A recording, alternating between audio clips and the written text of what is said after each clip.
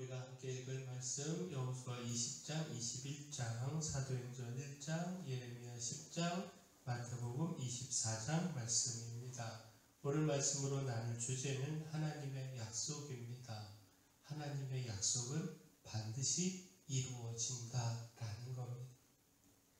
여호수아 20장은 도피성을 구별하라 라는 말씀이고, 여호수아 21장은 레위인들이 거주할 성읍에 대한 말씀인데, 주목할 말씀이 하나님의 약속이 모두 다 이루어졌다라는 겁니다.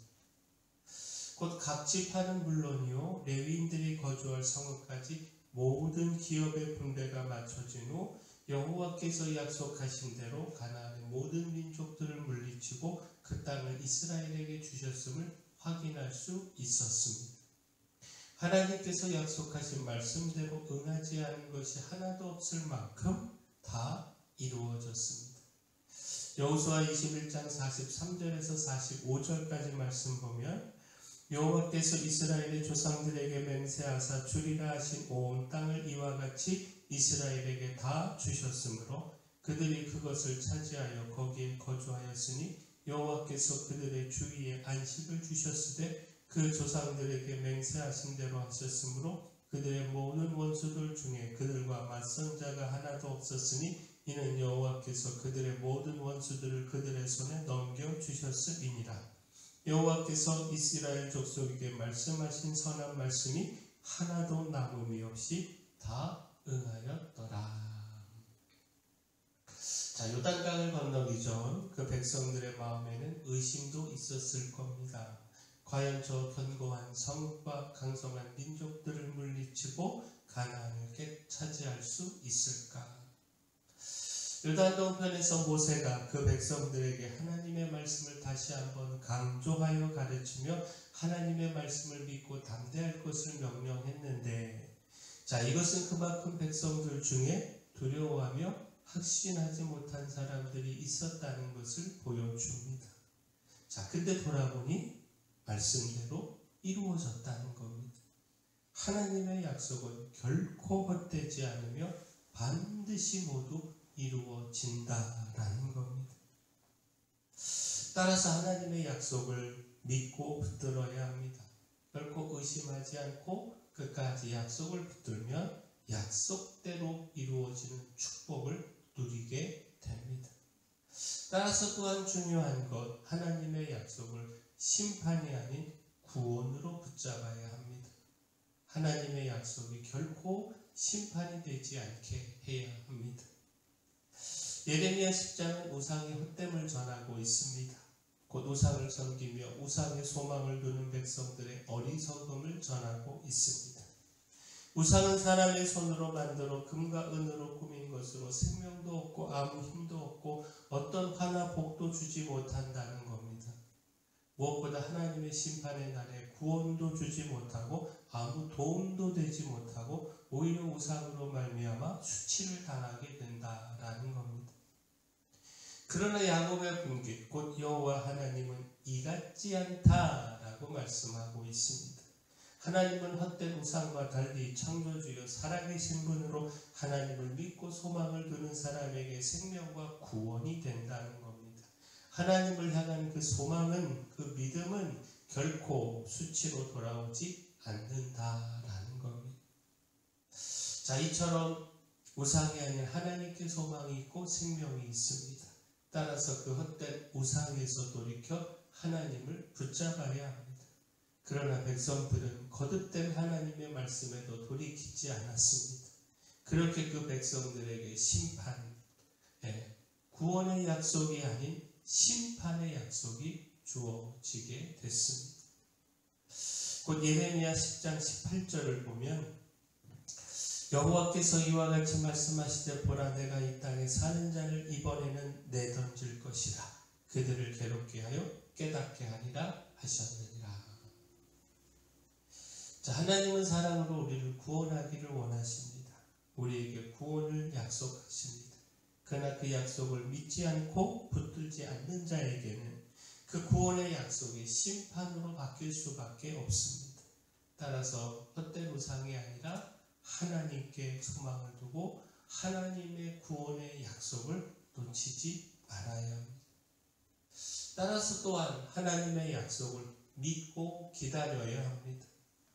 사도행전 1장은요, 성령의 약속과 예수님의 승천을 기록하고 있는데 주목할 말씀이 승천하신 예수님께서 다시 오신다라는 겁니다. 사도행전 1장 11절에 이르되 갈릴리 사람들아 어찌하여 서서 하늘을 쳐다보느냐 너희 가운데서 하늘로 올려지신 이 예수는 하늘로 가심을 본 그대로 오시리라 하였느니라. 자, 이처럼 예수님은 천사들을 통해 다시 오심을 이 땅에 다시 오심을 전하셨는데 구원의 주로 이 땅에 오신 예수님은 심판의 주로 이 땅에 다시 오십니다.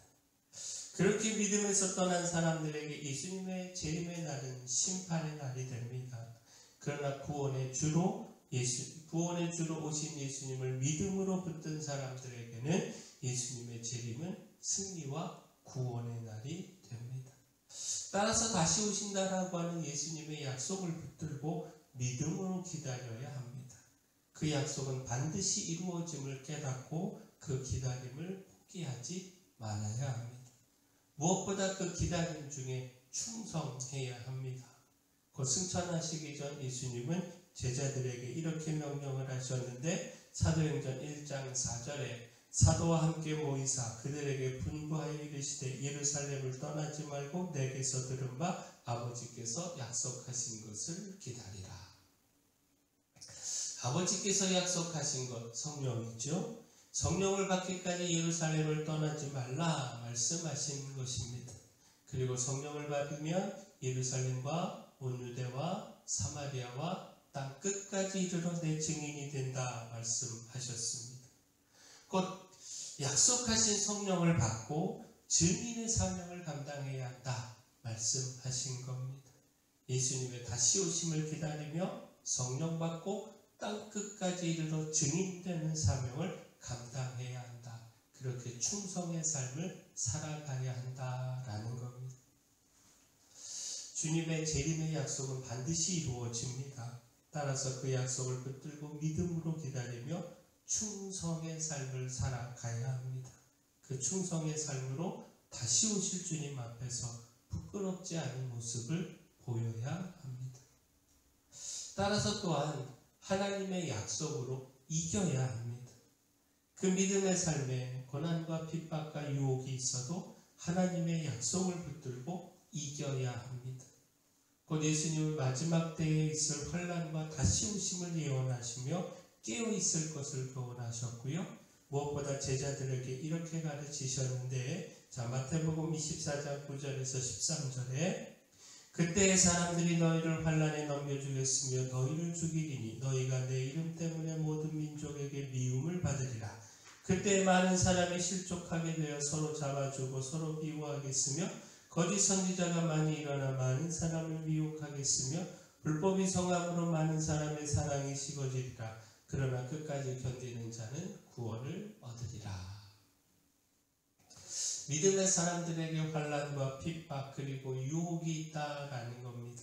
이 모든 것에서 이겨야 하고 끝까지 견디며 넘어지지 말아야 한다라는 겁니다. 그래야 구원을 얻는다는 겁니다. 자, 결국 무엇입니까? 끝까지 견디는 자가 얻는 구원은 예수님의 약속입니다. 그 믿음을 지킬 때에 구원을 주신다라고 하는 것으로 따라서 이 약속을 붙들고 그 모든 고난과 핍박과 유혹을 이겨야 합니다. 그 고난과 핍박과 유혹이 아무리 크고 두려울지라도 구원의 약속을 붙들고 넘어지지 말아야 합니다. 자, 하나님의 약속은 반드시 이루어집니다. 따라서 하나님의 약속을 심판이 아닌 구원으로 붙잡고 그 약속을 믿고 기다리며 충성해야 합니다. 고난과 핍박과 유혹 속에서도 약속으로 이겨야 합니다. 바라기는 우리가 이렇게 이기기를 소원합니다. 사랑의 주 하나님, 하나님의 약속은 반드시 이루어짐을 기억하며 하나님의 약속을 소망으로 붙잡기를 원합니다. 다시 오신다라고 하는 예수님의 약속을 믿고 기다리며 증인으로서의 충성의 삶을 살게 하여 주시고 주님의 구원의 약속을 붙들고 고난과 핍박과 유혹에도 끝까지 견디며 이기게 하여 주시옵소서. 교회 내 연약한 모든 분들 주님 강력한 손으로 안수하시고 치료하시고 놀라운 역사를 더하여 주시옵소서. 저희 교회 주신 사명, 이 마을의 빛이요 소금으로서의 사명 잘 감당할 수 있도록 힘도 주시고 물질도 주시고 일꾼도 보내 주시옵소서. 모든 것 주님께 맡겼고 예수님 이름으로 기도합니다.